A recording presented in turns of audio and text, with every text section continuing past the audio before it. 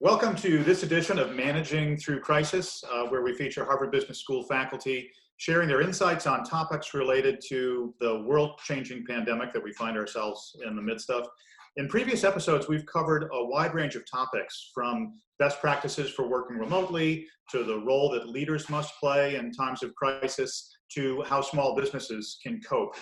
Today, we're going to get personal, though, because our guest today is Arthur Brooks, and he's an expert on, of all things, happiness. Arthur has a joint appointment at both the Harvard Kennedy School and Harvard Business School. And before joining the Harvard faculty in July of 2019, he served for a decade as president of the American Enterprise Institute in Washington, D.C. He's a columnist for the Washington Post. He's also written 11 books, including the national bestseller, Love Your Enemies, which came out in 2019. Arthur, it's great to have you with us. Thanks so much for joining us today. Thank you, Brian. Great to be with you. Great to be with all of our viewers and listeners. You know, I think we are sort of in week 3 in most parts of the country of the self-isolation drill that we're all going through. And right. The first couple of weeks, I think people have been really preoccupied rather, with like, how do I do the work from home thing? You know, how can I make sure I'm being productive? How can I continue to add value?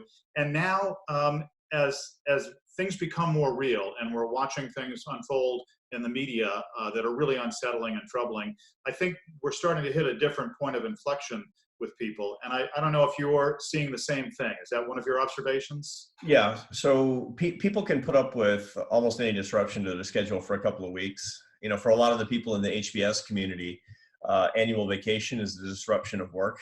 You know, I get that. We don't all have a diversified portfolio of life interests, and work is disproportionately interesting to a lot of people. And that's great as far as it goes. But once you get beyond 2 weeks of anything, it really starts to pinch, it starts to hurt. And so a lot of people are chafing against the lack of routine, their inability to be as productive as they'd like. They're starting to get a little stir crazy. Some are getting lonely. A lot of people are feeling really disappointed at the things that they're missing. And some, quite frankly, are feeling a strange sense of fear, notwithstanding the fact that they're not in particularly high risk groups for getting the virus. They're not likely to lose their income. They know their pensions are going to come back, but they have this weird specter of fear behind them that they're trying to understand. So I've been looking at all of those particular issues and how we can maybe make them better. Yeah, I definitely want to come back to some of those things, but let's start. Your book, "Love Your Enemies." I saw you give a talk on that at the business school earlier this year. It was really about the divide that exists in this country, and we all know that there's polarization, and it's been highly politicized, and it's been a pretty acrimonious environment for a long time now. Right. I'm just wondering, do you feel like a crisis like this has the potential to make that better, or will it drive us further away from each other? Generally speaking, at the beginning of a crisis like this, people are really disappointed because we're not coming together. But as it drags on a little bit, it does tend to have a solidifying effect. I'm actually pretty hopeful that the polls in American political life today, which is to say the people in the 5%, and this is really according to the data, that our political discourse has been largely driven by the 5% fringes on sort of the so-called right or left. Whatever that means anymore, it's hard to say. But people who are in these 5% bunches, they're controlling a kind of an outrage industrial complex in America. A lot of the discourse in the media, what gets heard politically, et cetera, et cetera. And I think that will become less interesting as the sort of the 90% of us who are we really don't want to hate our neighbors, especially not for something as stupid and trivial as political differences. This, I think, I think it has a good and fighting chance of bringing into stark relief the trivialities we've been wrapping ourselves around and the really important things that we're seeing today. I don't know if you might have seen the article that came out last week in Harvard Business Review. It's been pretty widely circulated it was an interview with David Kessler, where he talked about the emotion that you're feeling right now is grief. Right. And it struck a nerve with a lot of people. I'm just wondering, do you think that's the right word? Yes, grief. I think it catches. Well, I mean, the reason that it got 3 million views, or however it did, is because it actually was what a lot of people were feeling at a time like this. But grief is a very complex set of cognitions. Grief comes from a kind of a mixture, an admixture of limbic emotional responses, things that we don't quite understand, but it's a witch's brew of different feelings that come together. It is disappointment, it is fear, it is sadness, it is anger, all of which are highly limbic. They come from around the amygdala. They fire very rapidly. They're sort of involuntary. When you put them all together, you get this thing that people, they don't. It's intensely uncomfortable. And so when he said, "Yeah, I'm grieving over something," it really struck people as being quite right. And I'm glad he wrote that piece. Right? I'm glad that the piece was written with the interview, and it got out there and made people and try to help understand themselves a little bit better.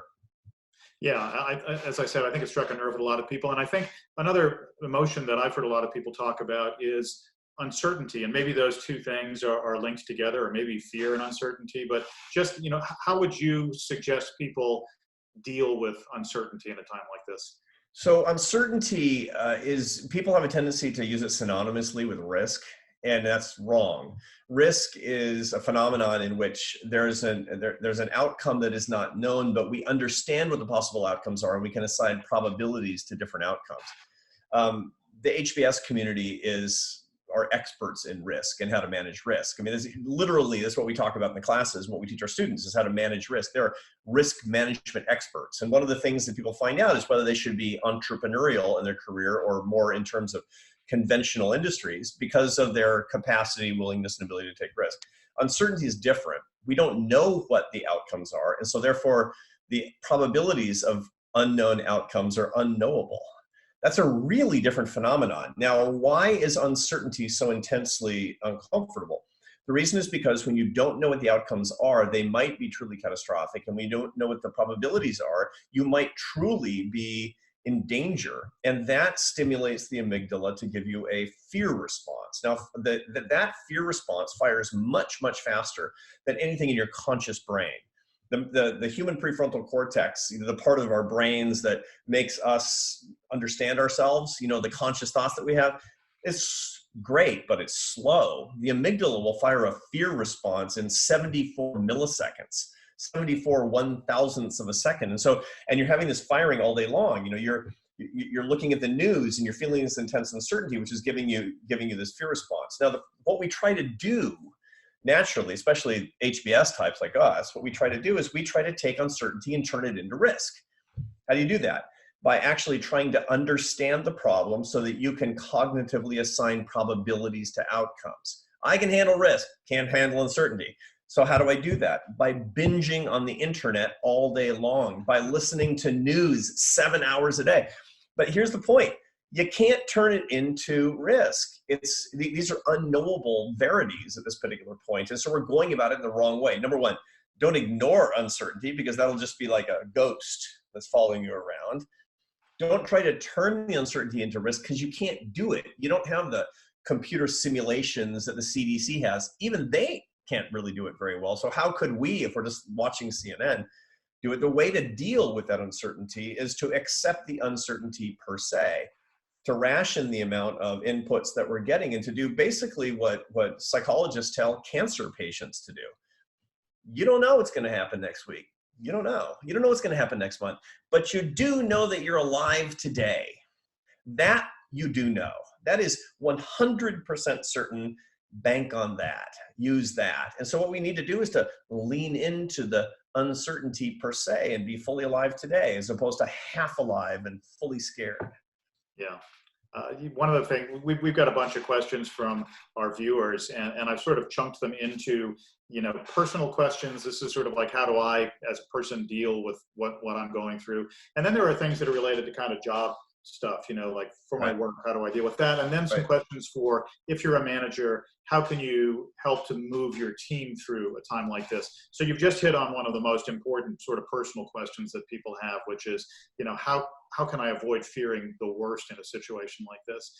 The other sort of flip side to that is, how can I be optimistic? Is there an approach I can take to thinking about the silver lining in a situation like this? So the key is not to try to be optimistic. Optimism says it's all going to be okay.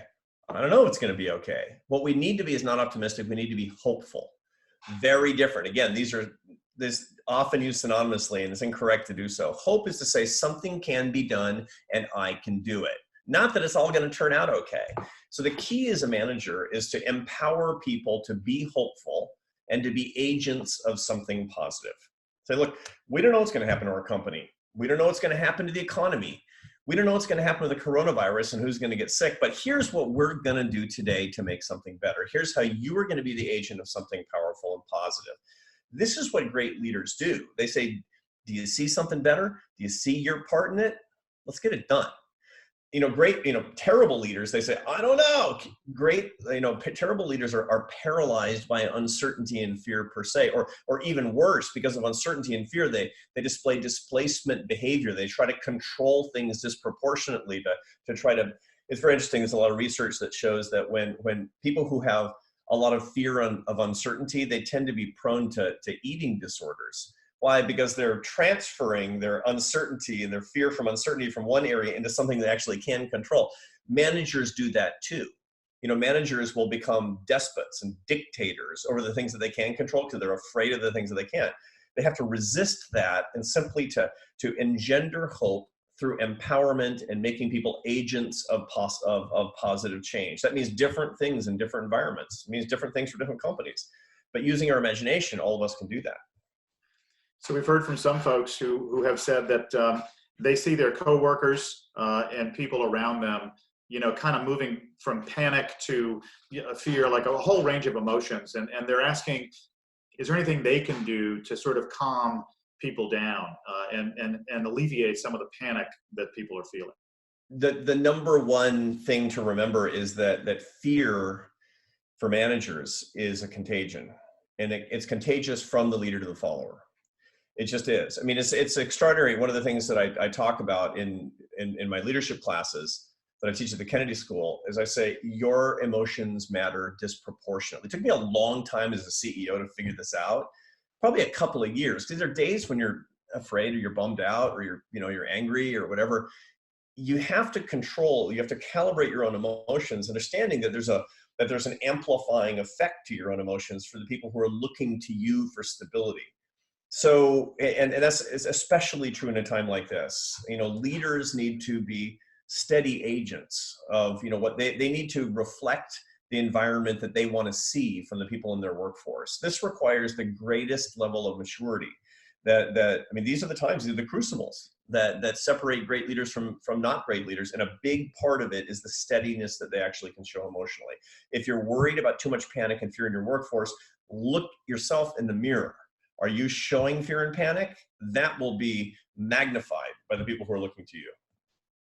Let's talk a little bit about the challenges of working remotely. Everybody's got the technology. We're on Zoom. Zoom has turned out to be a lifesaver for a lot of folks. Fantastic. Yeah. Other platforms that people are using. So we've got interaction, right.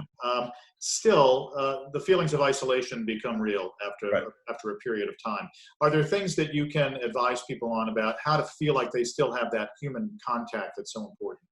So the main reason that people tend to suffer from isolation, the main neurochemical reason people suffer from isolation is because of the lack of a neurotransmitter that functions as a hormone. It's called oxytocin, not to be obviously confused with OxyContin.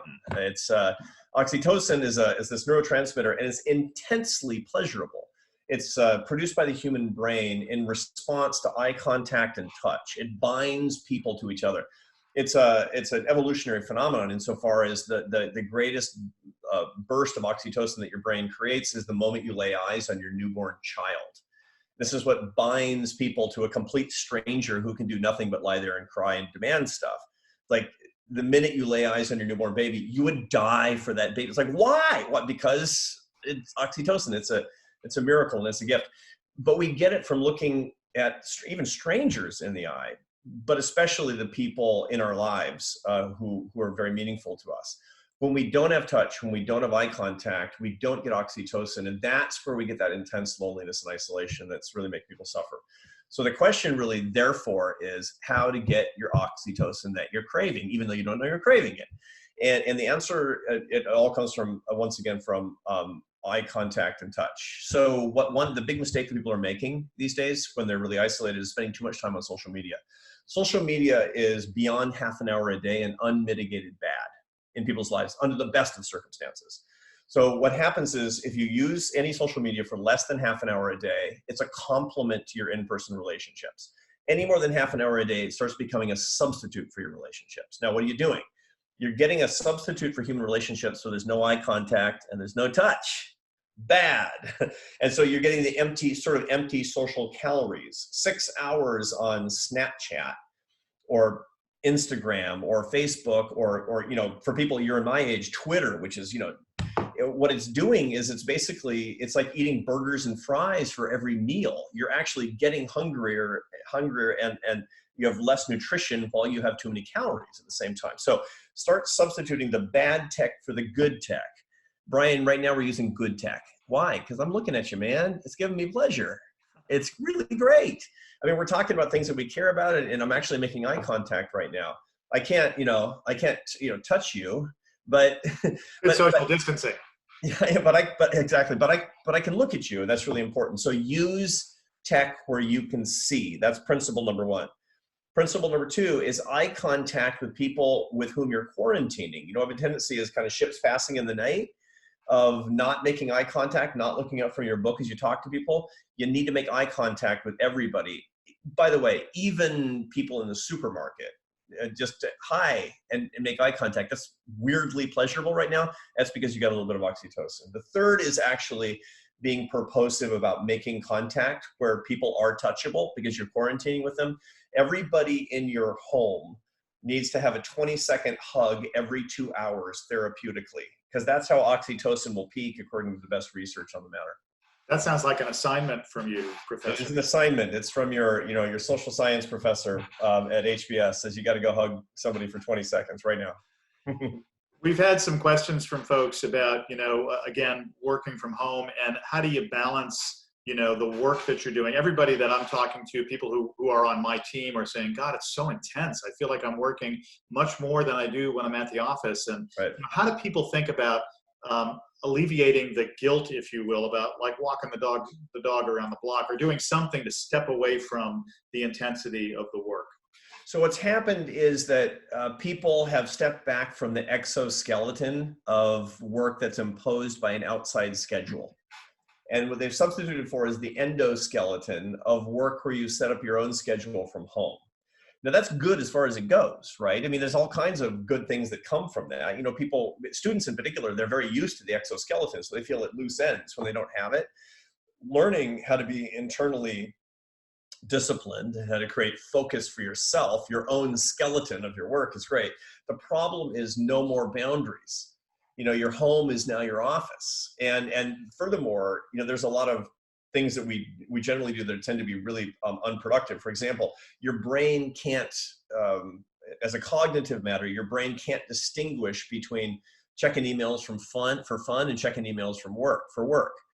Scrolling through Facebook might be something you do when you're wasting time or when you're waiting in line at the airport, but that's work as far as your brain is concerned. And those are wasted cycles. This is especially pronounced when we're all working from home. People are feeling more and more and more desperate because they're effectively working 18-hour days. It doesn't mean they're productive because they're wasting most of their cycles on stupid stuff. So in other words, and it's the same thing as the burger and fries phenomenon.